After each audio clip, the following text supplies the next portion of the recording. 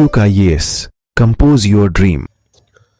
Hello दोस्तों, quick ice YouTube channel पे आपका स्वागत है। आज के वीडियो में हम लोग इंडियन इकोनॉमी के अंतर्गत भारतीय रिजर्व बैंक और उसके प्रमुख कार्य को देखेंगे और साथ में मुद्रा के प्रकार को देखेंगे कि मुद्रा कितने प्रकार की होती हैं और आजकल जो बिटकॉइन मुद्रा है या जो लेटेस्ट मुद्राएं हैं उनके बारे में भी हम यहाँ पर बात करेंगे। और डिजिटल मुद्रा किसे कहते हैं, फिएट मुद्रा किसे कहते हैं, हार्ड मनी किसे कहते हैं, सॉफ्ट मनी किसे कहते हैं, इन सब के बारे में हमें यहाँ भी डिटेल में देखना है, क्योंकि यहाँ से क्वेश्चन आपसे 70 बीपीएससी में और यूपी पीसीएस दोनों में पूछे जाएंगे। और यूपी पीसीएस का जो पेपर है वो 22 दिसंबर को है और बीपीएससी का पेपर 13 दिसंबर को है। टाइम बहुत कम है और आप लोगों को ऐसे टॉपिक जरूर देखना है, क्योंकि इकोनॉमिक्स के ऐसे क्वेश्चन इन टॉपिकों से पूछे जाते हैं, तो इसको हमें देखना है, समझने की कोशिश करना है। अगर कहीं कोई डाउट होता है तो आप कमेंट करके पूछ सकते हैं, उसका जवाब आपको दिया जाएगा। आप लोग चैनल को सब्सक्राइब कर लीजिएगा, बेल आइकन को प्रेस कर लीजिएगा, जिससे इस तरह क्लास आपको लगातार मिलती रहे। हम लोग शुरू करते हैं सीधे लेसन की ओर। सबसे पहले हम लोग बात करेंगे भारतीय रिजर्व बैंक के बारे में। याद रखना, यहाँ से क्वेश्चन पूछे जाते हैं। तो भारतीय रिजर्व बैंक का जो है एक केंद्रीय बैंक है, आप याद रखिएगा। ये जो है क्या है, एक भारत का केंद्रीय बैंक है।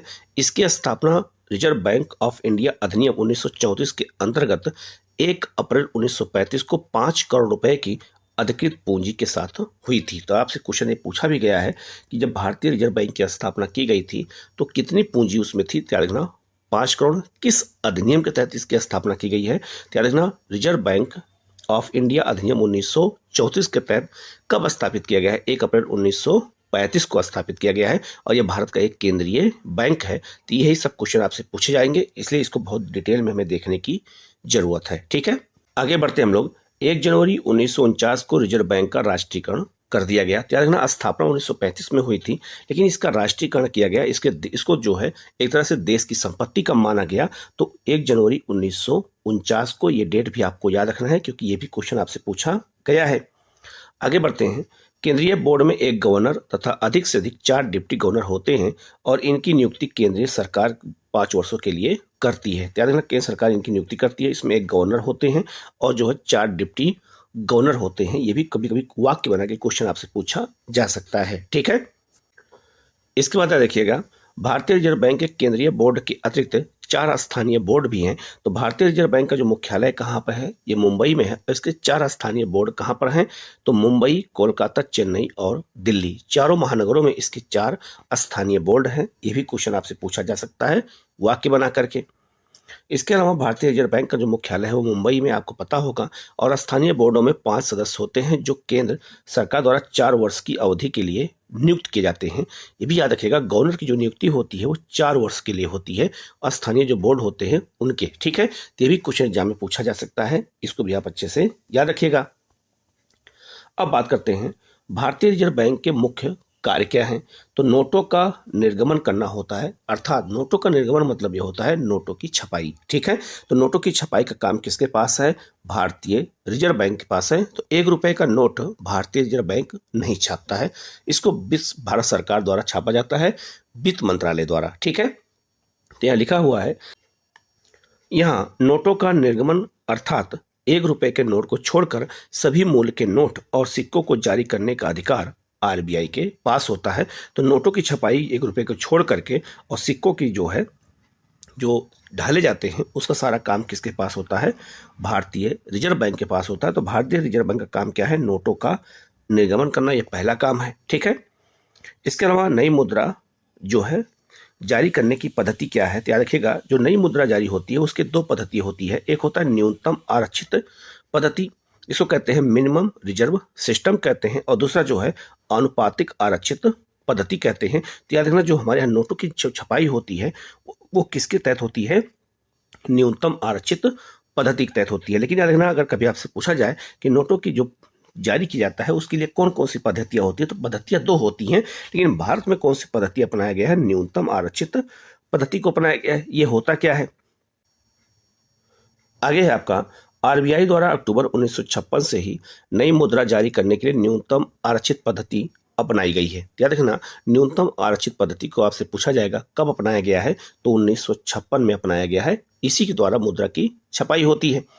इसके द्वारा प्रत्येक निर्गमित नोट के बदले 100% मूल्य की प्रतिभूति होना आवश्यक होता है। इसका मतलब यह हो गया कि जितने मूल्य का रुपया छापा जाता है उतने मूल्य का कोई भी जो है संपत्ति या जो है सोना या कुछ रखना पड़ता है। ठीक है, तो कैसे रखा जाता है वो, तो लिखा है न्यूनतम आरक्षित पद्धति के अंतर्गत एक वित्तीय वर्ष में, तो वित्तीय वर्ष जो है क्या होता है 1 अप्रैल से जो है 31 मार्च तक होता है। ठीक है, में नए नोट निर्गमित करने की प्रक्रिया में भारतीय रिजर्व बैंक 200 जो है करोड़ का एक संरक्षित कोष रखेगी। इसमें 115 करोड़ रुपए का जो है क्या होगा कि बराबर सोना होगा और 85 करोड़ के बराबर अंतर्राष्ट्रीय मुद्रा होगी। तो याद रखना 200 करोड़ का जो है आरक्षित कोष रखना पड़ता है।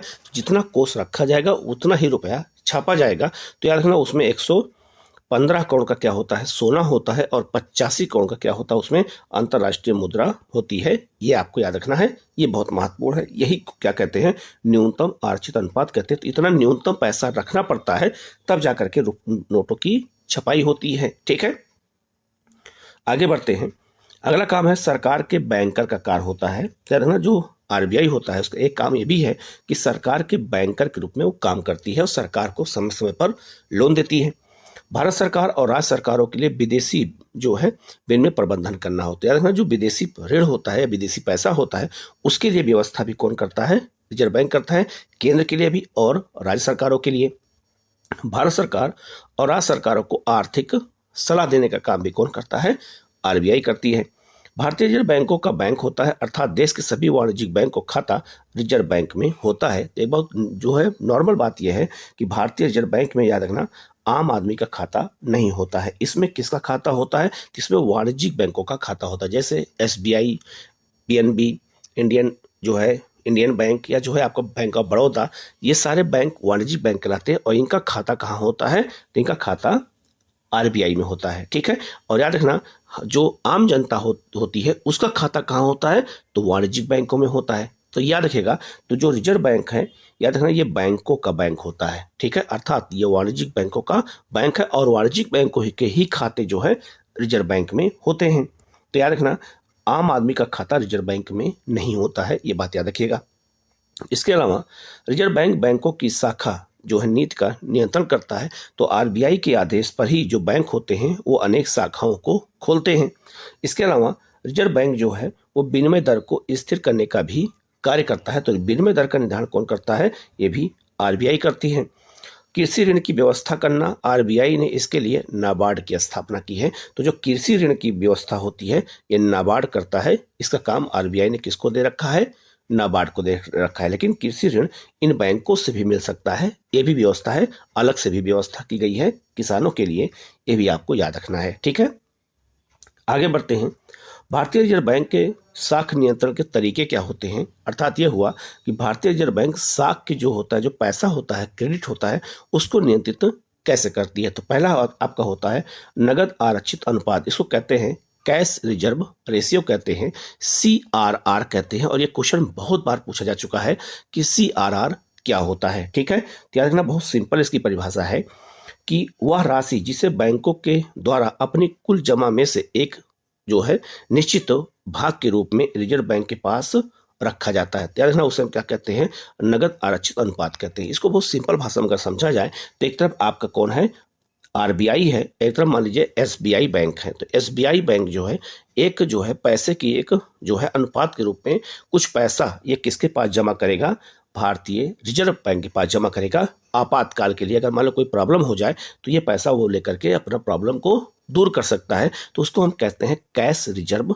रेशियो कहते हैं, हिंदी में कहते हैं नगद आरक्षित अनुपात, और इसे इंग्लिश में शॉर्ट फॉर्म में CRR कहते हैं। तो ये क्वेश्चन कई बार पूछा गया कि CRR किसके पास होता है, तो CRR जो है रिजर्व बैंक के पास जमा होता है, आरबीआई के पास जमा होता है। और ये किसका पैसा होता है, ये वाणिज्यिक बैंकों का पैसा होता है, जैसे SBI, PNB, bank of Baroda, इनका पैसा होता है। तो उसको हम क्या कहते हैं, नगद आरक्षित अनुपात कहते हैं। ये बहुत मामूली सा जो है एक टॉपिक है, लेकिन इसको समझ पाना आसान नहीं होता है और वह एग्जाम में क्वेश्चन गलत हो जाता है। तो याद रखिएगा कैश रिजर्व रेशियो आरबीआई के पास जमा होता है, वाणिज्यिक बैंक का ये पैसा होता है। ठीक है, रिजर्व बैंक इस अनुपात को इसलिए बनाए रखता है ताकि विपरीत परिस्थितियों में बैंकों को दिवालिया होने से बचाया जा सके। तो याद रखना कुछ पैसा जो है अपने पास इसलिए रखता है कि मान लो कोई आपातकाल आ जाए, कोई विशेष परिस्थिति हो जाए, तो दिवालिया अगर बैंक हो रहा है तो उसको बचाया जा सके, इसीलिए कुछ पैसा अपने पास आरबीआई जो रखता है वाणिज्यिक बैंकों का,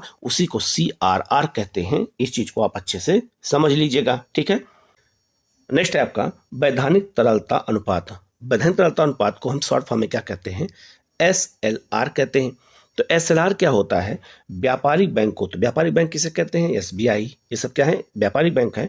तो कमर्शियल बैंक को अपने कुल जमा का एक निश्चित अनुपात अपने पास नगद, स्वर्ण और अल्पकालीन जो है आधारित सरकारी प्रतिभूतियों के रूप में सुरक्षित रखना होता है। तो CRR RBI के पास होता था, जो SLR है ये बैंक अपने पास स्वयं रखेंगे, कुछ पैसा अपने पास स्वयं रखेंगे, ठीक है। कि कुल जमा के इस अनुपात को वैधानिक तरलता अनुपात कहते हैं। यह अनुपात भारतीय रिजर्व बैंक द्वारा निर्धारित किया जाता है और मौद्रिक नीति के एक उपकरण के रूप में इसमें समय समय पर परिवर्तन किया जाता है। तो आरबीआई की गाइडलाइन के अनुसार रिजर्व बैंक जो होता है, इससे गाइडलाइन के अनुसार जो वाणिज्यिक बैंक होते हैं ये कुछ पैसा अपने पास जब सुरक्षित रखते हैं आपातकाल के लिए, तो उसको कहते हैं हम SLR कहते हैं। और जब वाणिज्यिक बैंक अपना पैसा जो है आरबीआई के पास जमा करते हैं तो उसे कहते हैं CRR कहते हैं। इस अंतर को अच्छे से याद रखेगा, यही सारे क्वेश्चन आपसे एग्जाम में पूछे जाते हैं, ठीक है। आगे बढ़ते हैं, बैंक दर क्या होता है। वह दर जो बैंक दर वह होती है जिस पर रिजर्व बैंक वाणिज्यिक बैंकों को ऋण देता है, उसे हम क्या कहते हैं, बैंक दर कहते हैं। तो भारतीय रिजर्व बैंक जो है देखना वाणिज्यिक बैंकों को जिस दर पे जो है ऋण देता है उसे हम क्या कहते हैं, बैंक दर कहते हैं।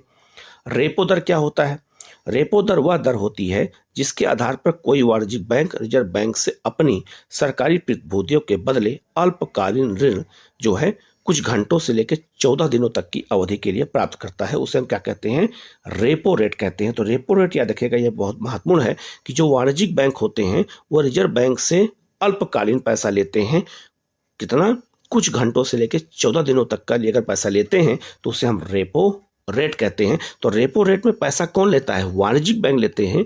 किससे लेते हैं, रिजर्व बैंक से लेते हैं। और जब इसको हम उल्टा कर दें उसका नाम क्या है, रिवर्स रेपो रेट। और रिवर्स रेपो रेट में क्या होता है, ठीक है, तो लिखा है रिवर्स रेपो रेट वह दर होती है जिस पर भारतीय रिजर्व बैंक वाणिज्यिक बैंकों से उसके तरलता जमा को स्वीकार करता है और रिजर्व बैंक इसका उपयोग बाजार से तरलता कम करने के लिए करता है। तो याद रखना रिवर्स रेपो रेट और रेपो रेट में अंतर क्या है कि वाणिज्यिक बैंक जो है रिजर्व बैंक से जब आप पैसा लेते हैं तो उसको कहते हैं रेपो रेट, अल्पकाल के लिए होता है। और रिवर्स रेपो रेट यह हो गया कि आरबीआई पैसा लेता है किससे, वाणिज्यिक बैंकों से जब पैसा लेता है, उल्टा हो जाएगा तो उसे कहते हैं रिवर्स रेपो रेट कहते हैं। इसी को हमें अच्छे से याद रखना है। तो रिवर्स रेपो रेट क्यों ऐसा होता है, तो आरबीआई जब देखता है कि बाजार में ज़्यादा पैसा अगर हो जाता है, जब बाजार में ज़्यादा पैसा हो जाता है तो उसको हम कहते हैं तरलता, ठीक है। और जब तरलता ज़्यादा हो जाती है तो लोग ज़्यादा खरीदेंगे, बाजार में ज़्यादा पैसा होने से लोग ज़्यादा खरीदना शुरू करेंगे तो महंगाई बढ़ने लगती है। तो महंगाई को कम करने के लिए क्या करता है आरबीआई जो है, रिवर्स रेपो रेट के तहत तो वाणिज्यिक बैंकों से पैसा ले लेता है। और जब वाणिज्यिक बैंकों के पास पैसा होगा ही नहीं तो लोन क्यों देंगे ही नहीं, तो बाजार में पैसा की क्या हो जाएगी, कमी हो जाएगी। और जब बाजार में पैसे कमी होती है तो उसे कहते हैं तरलता की कमी होना, ठीक है। तो उससे क्या होगा, महंगाई कंट्रोल में आ जाती है। तो यही सब हथियार होते हैं, यही सब उपकरण होते हैं जो है मौद्रिक नीति और महंगाई को कम करने के लिए। तो रिवर्स रेपो रेट किसे कहते हैं, रेपो रेट किसे कहते हैं, बैंक दर किसे कहते हैं, SLR किसे कहते हैं, CRR किसे कहते हैं, यही क्वेश्चन बार बार पूछा जाता है, बार बार एग्जाम पूछा जाता है। बस हम केवल थोड़ा सा ना समझने के कारण ये क्वेश्चन हम गलत कर देते हैं, जिससे हमें गलत नहीं करना है, ठीक है। अब यहाँ देख सकते हैं ये 1 रुपए का नोट है। 1 रुपए के नोट पे आप देख सकते हैं इस पर वित्त सचिव का सिग्नेचर होता है। और याद रखना यहाँ लिखा है भारत सरकार, ठीक है। तो याद रखना इसके लिए भारत सरकार जिम्मेदार है। और याद रखना इसका जो नोट का जो सिग्नेचर होता है वो वित्त सचिव का होता है और ये जो है वित्त मंत्रालय द्वारा इसका निगमन किया जाता है। लेकिन वहीं अगर हम बात करते हैं बाकी अन्य नोटों का अगर बात करते हैं तो उस पर साफ साफ लिखा है भारतीय रिजर्व बैंक लिखा हुआ है। और इसको याद रखिएगा इस पे गवर्नर का सिग्नेचर होता है, ये आपको अच्छे से याद रखना है, ठीक है। अब हम लोग मुद्रा के प्रकार को देखेंगे कि कितनी प्रकार की मुद्रा पाई जाती है, चाहे वो डिजिटल हो और चाहे जो अलग से हो, ठीक है। पहले बात करेंगे क्रिप्टो करेंसी, आजकल बहुत चर्चा में है। तो याद रखना अगर एक शब्द पूछा जाए कि क्रिप्टो करेंसी क्या है, तो क्रिप्टो करेंसी एक डिजिटल मुद्रा है, ठीक है, जिसमें लेन देन संबंधी सभी जानकारियों कोड मतलब एक कोड के माध्यम से किया जाता है। तो इसको याद रखना, ये बहुत महत्वपूर्ण है कि क्रिप्टो करेंसी क्या है, एक डिजिटल मुद्रा है। आजकल क्या है कि बहुत सारे अलग अलग संस्थाओं द्वारा डिजिटल मुद्रा शुरू की जाती है। तो डिजिटल मुद्रा का सबसे सफल और व्यापक उपयोग किया जाने वाला रूप है, इसे हम कहते हैं बिटकॉइन क्रिप्टो करेंसी कहते हैं, ठीक है। जिसे 2008 और 2009 में जो है किसने शुरू किया था, तो याद रखना ये एक जापान के रहने वाले थे। उनका नाम था आपका, ये सॉफ्टवेयर इंजीनियर थे, इनका नाम था आपका सतोशी जो है नाकामोतो। इन्होंने ही सबसे पहले जो है बिटकॉइन क्रिप्टो करेंसी की शुरुआत की थी। तो इसके संस्थापक कौन है, ये भी आपसे पूछा जा सकता है। इसके अलावा अगर करंट अफेयर में देखा जाए तो अल सल्वाडोर ने बिटकॉइन को कानूनी मान्यता दे दी है। तो बिटकॉइन को कानूनी मान्यता देने वाला पहला देश कौन है, अल सल्वाडोर है, ये अफ्रीका का देश है, ये भी याद रखना है। इसके अलावा आजकल क्या है, सोशल मीडिया जैसे फेसबुक है, तो फेसबुक द्वारा अगर पूछा जाए फेसबुक द्वारा कौन सी डिजिटल या जो है क्रिप्टो करेंसी शुरू की गई है, उसका नाम है लिब्रा, ये क्वेश्चन पूछा जा सकता है। इसके अलावा जो बहुत सारी और भी क्रिप्टो करेंसियां हैं, जैसे आपका एथरियम, रेड जो है कॉइन, जो है सिया कॉइन, ऐसे बहुत सारे जो है अलग अलग मुद्राएं, लगभग 1500 से अधिक मुद्राएं विश्व भर में इस समय व्याप्त हैं। लिब्रा याद रखिएगा, ये फेसबुक की जो है क्या है, एक क्रिप्टो करेंसी का नाम है, ठीक है। आगे बढ़ते हैं। एक मुद्रा है फिएट मुद्रा। फिएट मुद्रा किसे कहते हैं, ये बहुत महत्वपूर्ण है। तो याद रखिए, या फिएट मुद्रा का उदाहरण किसे कहते हैं, लिखा है सरकार द्वारा कानूनी रूप से वैध घोषित कोई मुद्रा जिसका अपना मूलभूत महत्व नहीं होता है, ऐसी मुद्रा को फिएट मुद्रा कहते हैं, जैसे चेक और डिमांड ड्राफ्ट। अब आपसे सिंपल पूछा जाए कि चेक या डिमांड ड्राफ्ट किस प्रकार की मुद्रा है, तो ये फिएट मुद्रा कहलाती है, ये आपसे पूछा जा सकता है। याद रखना, जो फिएट मुद्रा होती है इससे केवल देश के भीतर ही जो है भुगतान किया जा सकता है, अर्थात चेक और डिमांड ड्राफ्ट का उपयोग विदेशों में नहीं होता है, केवल भारत के अंदर ही हो सकता है। तो याद रखना, अगर आपसे पूछा जाए चेक और डिमांड ड्राफ्ट कैसी मुद्रा है, फिएट मुद्रा है, इसको अच्छे से याद रखिएगा, ठीक है। इसके बाद वास्तविक मुद्रा किसे कहते हैं, रियल मनी। तो किसी देश में वास्तव में प्रचलित मुद्रा अर्थात दैनिक जीवन में प्रचलित मुद्रा की वास्तविक मुद्रा कहलाती है। इसे यथार्थ मुद्रा या साधारण मुद्रा भी कहते हैं। भारत में प्रचलित नोट और सिक्के वास्तविक मुद्रा के उदाहरण हैं। तो आजकल जो हम लोग लेन देन करते हैं इसको हम रियल मनी कहते हैं, याद रखिएगा, ठीक है। अगला है आपका धातु मुद्रा। जब मुद्रा किसी धातु विशेष से निर्मित होती है तो उसे हम धातु मुद्रा कहते हैं। सिक्के धातु मुद्रा के उदाहरण हैं, ठीक है। नेक्स्ट क्वेश्चन है आपका, अगला है आपका कागजी मुद्रा। कागजी मुद्रा विशेष प्रकार के कागज पर लिखा एक प्रतिज्ञा पत्र होता है, तो उसे हम क्या कहते हैं, पेपर करेंसी कहते हैं। एक स्वीकार मुद्रा क्या होती है, एक्सेप्टेबल मनी क्या होती है, तो लिखा है वह मुद्रा जो आम जनता में व्यापक रूप से स्वीकार हो, उसे हम प्रचलित मुद्रा या स्वीकार मुद्रा कहते हैं। तो जो हमारे यहाँ आजकल नोट चल रहा है जो हो, इसे हम लोग क्या कहते हैं, स्वीकार कर चुके हैं, तो इसे हम क्या कहते हैं, प्रचलित या फिर स्वीकार मुद्रा कहते हैं। एक मुद्रा होती है ऐच्छिक मनी, क्या होती है, मुद्रा क्या होती है, तो लिखा है ऐसी मुद्रा जिसे भुगतान के रूप में स्वीकार करना या न करना पूर्णतया भुगतान प्राप्तकर्ता की इच्छा पर निर्भर करता है, अर्थात वह इस मुद्रा को भुगतान के रूप में स्वीकार करने के लिए वैधानिक रूप से बाध्य नहीं है, जैसे हुंडी, प्रतिज्ञापत्र, विनिमय पत्र। ध्यान रखना, हुंडी, प्रतिज्ञापत्र और विनिमय पत्र जो होता है ये ऐच्छिक मुद्रा होती है, ठीक है। तो इसमें जो है अगर मान लीजिए हमें कोई पेमेंट करना होता है तो हम एक रसीद पर सिग्नेचर करते हैं, हुंडी बनाते हैं कि हम इतना पेमेंट आपको करेंगे, इस तारीख को करेंगे, एक तरह का ये वादा होता है, तो इसको हम कहते हैं हुंडी कहते हैं, प्रतिज्ञा पत्र कहते हैं, विनिमय पत्र कहते हैं। तो व्यापारियों में जब मनी कभी नहीं होता है तो कभी कभी इसका भी उपयोग वो लोग करते हैं, ठीक है। तो इसे क्या कहते हैं, ऐच्छिक मुद्रा कहते हैं।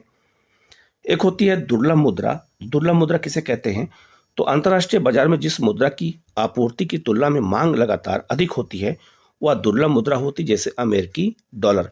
तो अमेरिकी डॉलर की जो है क्या है, डिमांड अधिक है लेकिन जो है आपूर्ति कम है, तो उसे हम क्या कहते हैं, दुर्लभ मुद्रा कहते हैं। तो अमेरिकी डॉलर कैसी मुद्रा है, हार्ड मनी कहलाती है, दुर्लभ मुद्रा कहलाती है। आपसे क्वेश्चन पूछा जा सकता है। और हार्ड मनी उसे कहते हैं जो आसानी से उपलब्ध ना होने पाए। तो अमेरिकी डॉलर में व्यापार होता है इसलिए ज़्यादा, इसकी डिमांड बहुत ज़्यादा है, जबकि जो है मांग, जो आपूर्ति बहुत कम है, इसीलिए इसको हम क्या कहते हैं, दुर्लभ मुद्रा कहते हैं, जल्दी मिलती नहीं है, एक तरह से कह सकते हैं।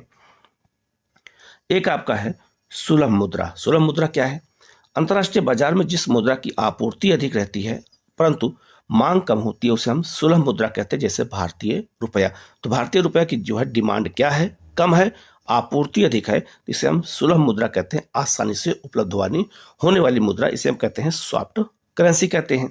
एक होती है हॉट मुद्रा। हॉट मुद्रा किसे कहते हैं? उस विदेशी मुद्रा को हॉट मुद्रा कहा जाता है जिसमें शीघ्र पलायन की प्रवृत्ति होती है, अर्थात जिस स्थान पर लाभ मिलने की संभावना अधिक होती है या उसी स्थान पर हस्तांतरित हो जाती है, जैसे शेयर बाजार में लगी हुई विदेशी मुद्राएं। तो विदेशी मुद्राएं जो शेयर बाजार में लगी होती हैं वो कभी भी आ और जा सकती है। इसलिए देखा होगा कभी कभी शेयर बाजार अचानक गिर जाता है, अचानक उठ जाता है। तो जब शेयर बाजार उठता है तो इसका मतलब ये होगा कि बाहर से पैसा तेजी से आ रहा है, और जब शेयर बाजार नीचे गिरता है तो इसका मतलब है कि जो है विदेशी पैसा भारत से बाहर की ओर जा रहा है। तो इसे हम क्या कहते हैं? हॉट मनी कहते हैं। तो शेयर पूछा जा सकता है आपसे कि शेयर बाजार में जो मुद्रा का उपयोग होता है उसे हम किस मनी के रूप में जानते हैं, तो उसे हम हॉट मनी कहते हैं। याद रखिएगा, ये भी क्वेश्चन आपसे पूछा जा सकता है क्योंकि उसमें पलायन की प्रवृत्ति अधिक होती है। तो जहां लाभ होता है तो एक शेयर बाजार से दूसरे शेयर बाजार में लोग पैसा निकालते हैं, लगाते हैं। तो जैसे जब लगाएंगे तो शेयर बाजार ऊपर जाएगा, पैसा निकालेंगे तो शेयर बाजार नीचे आ जाता है। ठीक है। एक आपका है न्यास मुद्रा किसे कहते हैं? यह ऐसी मुद्रा होती है जो विनिमय के माध्यम के रूप में स्वीकार की जाती है क्योंकि यह प्राप्तकर्ता और जारीकर्ता के बीच परस्पर विश्वास पर आधारित होता है। जैसे चेक एक न्यास मुद्रा है। तो चेक एक न्यास मुद्रा है। चेक क्या होता है? विश्वास पे होता है। जब हम किसी को चेक काट के देते हैं तो विश्वास पे देते हैं, तो उससे हम क्या कहते हैं? न्यास मुद्रा कहते हैं। तो चेक भी न्यास मुद्रा के अंतर्गत आएगा। एक आपका है प्लास्टिक मुद्रा, आजकल बहुत प्रचलन में है। क्या है ये? प्लास्टिक मुद्रा से आशय विभिन्न बैंकों, वित्तीय संस्थाओं और अन्य कंपनियों द्वारा जारी डेबिट और क्रेडिट कार्ड। तो डेबिट और जो क्रेडिट कार्ड होता है इसे हम क्या कहते हैं? प्लास्टिक मनी कहते हैं। ये भी आपको याद रखना है। ठीक है। एक होता है आंतरिक मुद्रा। क्या होती है? इंटरनल मनी क्या होती है? निजी क्षेत्रों या संस्थाओं द्वारा आपस में ही ऋणों के भुगतान के लिए जिस मुद्रा का प्रयोग किया जाता है उसे हम आंतरिक मुद्रा कहते हैं। तो जो निजी क्षेत्र होते हैं या संस्थाएं होती हैं वो ऋणों के भुगतान के लिए कुछ अपनी जो है एक तरह से टोकन के रूप में काम करती हैं, टोकन के अनुसार काम करती हैं विश्वास पे, तो उसे क्या कहते हैं? आंतरिक मुद्रा कहते हैं। एक होती है बाह्य मुद्रा। क्या होती है? ठीक है। एक्सटर्नल मनी क्या होती है? निजी क्षेत्र की वित्तीय आवश्यकताओं को पूर्ण करने के लिए सृजित नवीन मुद्रा को हम क्या कहते हैं? बाह्य मुद्रा कहते हैं। तो कोई टोकन का विकास अलग कर लेते हैं और टोकन की पद्धति के तहत जब व्यापार करते हैं तो उसे हम क्या कह सकते हैं? बाह्य मुद्रा कह सकते हैं।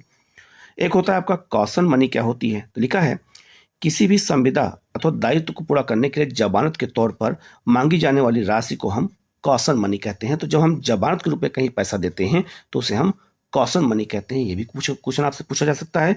एक आपका है डिजिटल मुद्रा। तो डिजिटल मुद्रा क्या होती है? लिखा है यह हुआ जो है भुगतान विधि है जो केवल इलेक्ट्रॉनिक रूप से मौजूद है और जिसे सॉफ्ट स्मार्टफोन, कंप्यूटर या इंटरनेट जैसे तकनीकों के माध्यम से संस्थाओं या उपयोगकर्ताओं के बीच हस्तांतरित किया जाता है। इसे हम साइबर करेंसी के नाम से भी जानते हैं, जैसे क्रिप्टो करेंसी। तो क्रिप्टो करेंसी क्या है? एक ऑनलाइन मुद्रा है। इसको हम कहते हैं डिजिटल मुद्रा कहते हैं। ये आपको याद रखना, मैंने आपको शुरू में ये बात को बता दिया था। ठीक है। आगे आपका प्रमाणित मुद्रा किसे कहते हैं? लिखा है वह मुद्रा जिसका वास्तविक और अंकित मूल्य बराबर हो तो उसे प्रमाणित मुद्रा कहते हैं। उदाहरण रूप सोना और चांदी के सिक्के। तो सोना और जो चांदी के सिक्के होते हैं उन्हें क्या कहते हैं? प्रमाणित मुद्रा कहते हैं, स्टैंडर्ड मनी कहते हैं। यही सब चीजें आपको याद रखना है। बहुत छोटे छोटे इसमें अंतर हैं, आपसे क्वेश्चन पूछा जा सकता है, इसलिए इनको बहुत अच्छे से याद करने की जरूरत है। ठीक है। इस वीडियो में हम लोग दो टॉपिक को देखा है, जो है भारतीय रिजर्व बैंक और उसके कार्य को देख लिया है, और एक आपका मुद्रा के प्रकार को देखा है। इसका पीडीएफ आपको टेलीग्राम पे मिल जाएगा, मैं आपको भेज दूंगा, आप वहां से ले सकते हैं, रिवीजन कर सकते हैं। वीडियो को पूरा देखिएगा, कहीं कोई डाउट लगे तो आप पूछ सकते हैं। वीडियो कैसा लगा कमेंट कर जरूर बताइएगा। Okay, thank you.